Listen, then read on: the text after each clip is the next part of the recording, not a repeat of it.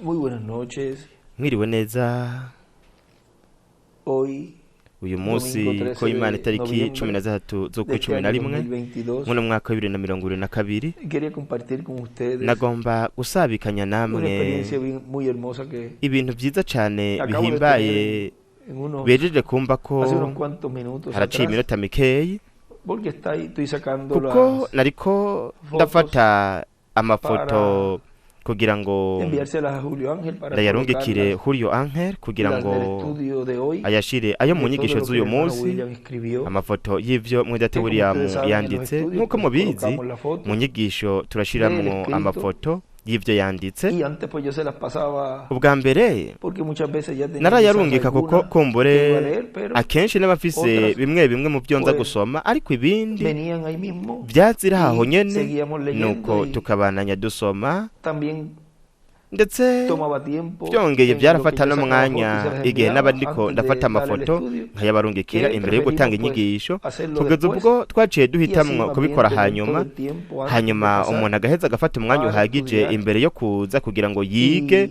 nuko así pues después con más bityo calma hanyuma umuntu pues le atekanye enviaba yo las fotos a nuko él ngaheza nkabarungikira de ayo lo que se mafoto había leído en el estudio, y'ivyo twaba twasomye ya sea mu las que ya tenía nyigisho yo separadas para vyaba ivyo leer, naba como nategekanije todas kugira las ngo que nsome ndetse ahí n'ibindi mientras se daba el byose estudio pues aho nyene ndiko surgían natanga inyigisho vyaziraho y nuko estaba hojeando, o sea, cuando uno nariko estudia o va rero leyendo, en este caso estaba ndasoma sacando kuko la iyo umuntu foto, ariko ariga agenda me arasoma detuve en el nk'ako libro kanya de rero sellos nariko en la ndafata página amafoto 265 nca mpagarara mu gitabo y me cimatanijwe puse a ku leer rupapuro rwa magana desde 35 la nca 264 ntangura por ahí me puse gusoma a leer uhereye ku magana 34 y me niho topé nahereye con gusoma algo que yo cyangwa había ku hablado, kintu nari navuze creo que fue ndibaza ko no sé si fue ayer sinzi sábado namba o hari ejo fue kuwa el gatandatu viernes canke kuwa gatanu que hablé, aho estaba hablando navuze algo del nariko ndavuga soplo, ikintu que kijanye lo no que guhuha quede sería yuko un soplo, igisigaye algo azoba ari así nko hablé, guhuha ibintu nk'ivyo nivyo navuze y nuko cuando me topo con esto, igihe nagwa kuri dije, ico oye, kintu ¿cómo ndavuga todo ati eso mukama wanje mbega ibi byose estaba ibi hablado? byose byari vyaravuzwe Y no había yo nuko mirado sinari esa cita, naravye uno murongo no me refería a esa cita ntabwo cuando yo lo hablé nashaka ese kuvuga día, nerekeza kuri uno pero me gocé murongo mucho igihe yo nabivuga ver urya eso munsi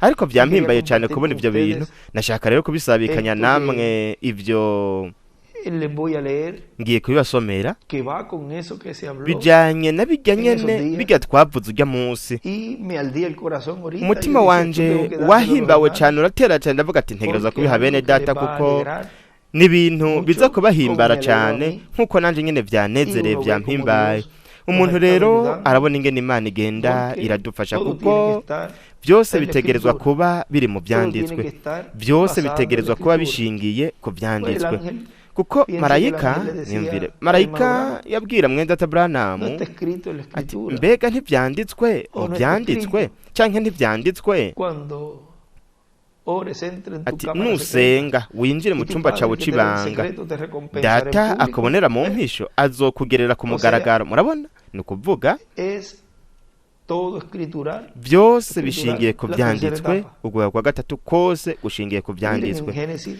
murabe vamos mu a leer esta itanguriro escritura aquí, reka dusome icanditswe hano Génesis capítulo 2, itangura igice ca kabiri verso 7 murongo dice, w'indwi haravuga ngo entonces Jehová Dios nuko uhoraho imana formó al abumba hombre, umuntu él escribe en el yandika octavo ngo día, ku munsi miren, w'umunani w'ikimpumbi formó al hombre del polvo abumba de la tierra umuntu mu y mukungugu wo sopló en hasi su nariz aliento de amuhumekera vida, mu mazuru impwemu y y'ubugingo fue el hombre umuntu un acaba ser viviente. ufise ubugingo Dibuja una pirámide y las yacacapura edades, piramide n'ibihe vy'ishengero y en ser viviente escribe aho handitse alma, ngo ufise ubugingo acandika ngo y ubugingo al lado escribe ku ruhande yandika el ngo espíritu, la mpemu teofanía, teofaniya y también escribe Adán del ndetse kandi aca polvo. yandika ngo adamu mu mukungugu O sea, ni esa era ukuvuga la forma, ubwo nibwo bwari uburyo la manera de venir uburyo bwo a este kuza planeta Tierra. kuri uno mubumbe w'isi Primero pasar por la sexta ubwa mbere umuntu dimensión akabanza guca mu buringanire bwa y luego gatandatu venir hanyuma a este planeta Tierra agaheza por akaza kuri uno mubumbe w'isi ese medio, esa forma. biciye muri ubu buryo muri Y ino como nzira Dios kandi nk'uko imana tomar del polvo de la tierra igafata mu y mukungugu wo dar, hasi soplar nuko aliento ikamuhumekeramwo impwemu y'ubugingo, ikamuhumekeramwo mu mazuru impwemu y'ubugingo, nuko ikamuha ubugingo. Ubwo nibwo bwari uburyo imana yari kuremamwo ikiremwa muntu ngaha ku mumbe w'isi. Nimwumve rero ico Revera William Branham yavuze ku rupapuro rw'amajana 235 mu butumwa ikimatane ca kane. Ntibuke yuko ikimatane ca kane ari ikimatanije cavugishijwe. Haravuga ngo Imana yari ifise abana bayo yarabakomeje neza, yarabakomeje mu ijambo. Ariko Eva ateze amatwi akumviriza ivyo hanze, yaravuze ngo umengo nivyo. Aho hacatangura kononekara ibintu bico bitangura guhindukira, kandi vyaciye bitangura kononekara uhereye ico gihe. Hanyuma Imana yaramanutse kugira ngo icungure, nk'uko nigeze kubivuga ikindi gihe. Imana nk'umwubatsi akomeye cane ashira ibikoresho vyose ku isi, hanyuma igatangura kubaka inyubako yayo. Mwibuke imbere yuko haba urutete rumwe gusa rw'urubuto ku isi, imbere yuko haba izuba kugira ngo rimurike ryake ku isi, umubiri wawe wari uri ku isi, kuko turaba mu mukungugu wo ku isi. Imana ni umwubatsi rero. Uburyo ibikoramwo ni nka kwa kundi yarema Adamu, yafashe calcium nkeya hamwe n'iyindi potassium hamwe n'umuco, imishwarara y'umuco runaka irabivanga, nuko icirabihuha, icirabihumekerako, iravuga ati nguri uwundi mwana wanje. Icifata n'ubundi butare runaka irabuhumekerako, iravuga ati nguryo uwundi. Ariko mbega niki Eva yakoze? Yononye ubwo buryo Imana yabikoramwo. Wewe yabyaye abana biciye mu mibonano mpuzabitsina. Aho niho rero urupfu rwinjiriye. Rero mbega niki Imana iriko irakora? Yoyo yari ifise runo ruvyaro rwose mu bihe bitandukanye, uruvyaro rwategekanijwe, rwatoranijwe, kandi nihagera ku iherezo ntabwo izovuga ngo Eva ingo ongera uvyara uwundi mwana, ahubwo izohumeka muri ubu buryo, izokongera ihuhe, kandi izohamagara nanje zokwitaba. Uko niko bizoba igihe uwa nyuma azokwinjira, nuko uko niko bizoba. Murabe ingene ari ibintu bikomeye cane. Nanezerewe cane igihe nasoma ivyo bintu, kuko naciye nibuka urya munsi, nibaza yuko harejo kuwa gatandatu canke kuwa gatanu, aho navuze ko hazogera igihe ubwo tuzoba twamaze twashitse muri kijya gice c'ugutungana. Muri kijya gice navuze ngo ikizoba gisigaye azoba nko guhuha, nuko navuze nukuraba neza uko nabivuze ngaho, ingene ivyo byinjiye byashitse mu mutima wanje no mu bwenge bwanje kugira ngo ndabivuge. Kandi nabivuze muri ubu buryo yuko hazoba hasigaye gusa uguhuha, kugira ngo Imana iduhindure, iduhuje mu biruhoraho hawe bwiza.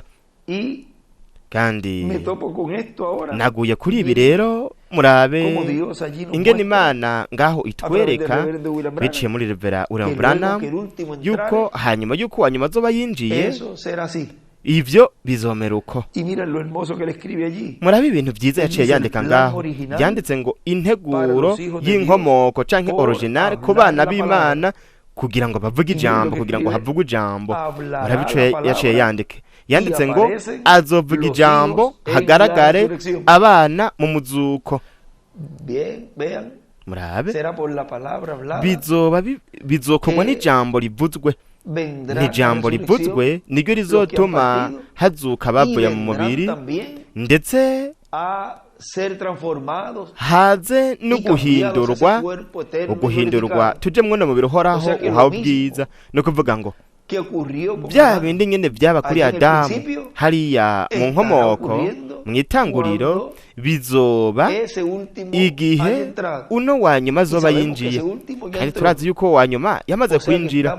ni ukuvuga yuko ubu turi hafi cyane yuko ibyo biba. bizokorwa n'ijambo rivuzwe, nivyo bizotuma ino mibiri ihindurwa. ijambo rivuzwe niryo rizotuma abapfuye bazuka. kandi ibi twavuze muri ino minsi, nimwumva ingene byagize rino shingiro ryo mu byanditswe. aho ngaha mwendata Branham yari karavuga yuko bizogenda nk'uku: azohuha muri buno buryo, azohamagara nzokwitaba. uko niko bizoba igihe uwa nyuma azokwinjira. nuko uko niko bizoba. murabe ingene ari byiza. ndashaka kubisabikanya namwe rero bino bintu, kandi sinashatse kurindira yuko norinda kuzotanga izindi ntasho muri ino ndwi, ariko ubu nyene nashatse guca ndabivuga, kuko narabonye ko iyo ndose ikintu nk'iki Imana ikanyemerera kubona ibyo muri buno buryo ndabibonye, nkabona ikintu ciza cyane gikomeye, ubwo nyene ca ndagitanga, hanyuma nkaca mbona ingene Imana igenda irampa ibindi bintu byinshi. nuko rero ibi dushobora kubihimbarirwa muri ino minsi, tuzi yuko ibyo bizoba muri kino gihe ca nyuma, muri kino gihe aho tutarindiriye ngo hinjire uwa nyuma, ahubwo turazi neza yuko uwa nyuma ahari, kandi k'urwo rupapuro rwarenganye. ubu turi mu kwitegura, ukwitegura kw'abo bazoronka uko guhumekerwako, abo bazohuhwa, kandi bakaronka nuko guhindurwa kw'imibiri yabo, aribyo kandi bizoba no kubazozuka. imbere yuko biba kuri twebwe, yaravuze ngo uzohamagara, uzovuga ijambo, nuko haje hagaragara abana mu muzuko. iryo ni ibanga rikomeye cyane. ntabe ingene Imana yagiye iraduhishurira rino banga ry'umuzuko hamwe na rino banga ryo guhindurwa, kandi buke buke tuzogera turatahura yuko tutanabizi tuzokwakira bene data twakunda bagarutse bari kumwe natwe tuzohindurwa, kandi tuzobana tuvuge tutariko ndafise uwo mubiri, wa mubiri uhoraho uhawe ubwiza ndawufise, kandi nta nubwo tuzonabimenya, kuko tuzoba twaramaze kwinjira neza mu ijambo, twaramaze guhuzwa na buno buringanire, kugeza ubwo gusa hazoba hasigaye kuno guhuha. ibyo twavuze muri ino minsi, kuno guhuhigwa ko uno mubiri uhawe ubwiza, uhoraho uhawe ubwiza. nanezerewe cyane rero, kandi ndibaza yuko namwe nyene muza kunezerwa, mukanezerezwa n'ibi bintu byiza cyane. ibyo nariko ndabona nongera nsoma mu minota mikeya, hanyuma tuzobananya tuyaga kuri ibi bintu byose by'ingene tuyaga ingene byose bizosubizwa nko muri Edeni, ingene tuzobona biriya Adamu yabonye hariya mu itanguriro igihe yari afise ukuganza ibintu byose. ni byiza. Imana ibahezegira, Imana ibarinde, mwese mugire ijoro ryiza. nashaka gusabikanya namwe kano kajambo,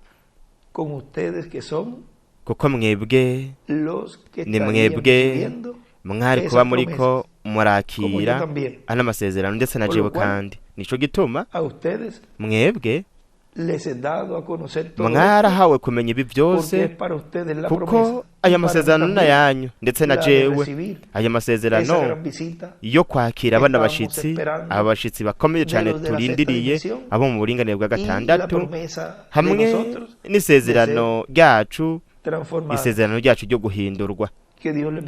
Yesu Imana yobahezagira, Imana ikabarinda, mubandanye mugira umunsi w'Imana wuzuye imigisha myinshi, kandi sino ndwi yose ese Imana yobandanya kuduhezagira, kandi bandanye kutuganiriza, iganiriza ubugingo bwacu, iganirize imitima yacu biciye mu ijambo ryayo. Integuro y'ukuri canke y'inkomoko ku bana b'Imana. Kino kiyago kigufi turashobora kucita nk'uko iki kiyago tuyaze mw'ino minota mikeyi. Imana ibahezagire kandi barinde, kandi ijoro ryiza. Imana ibahezagire.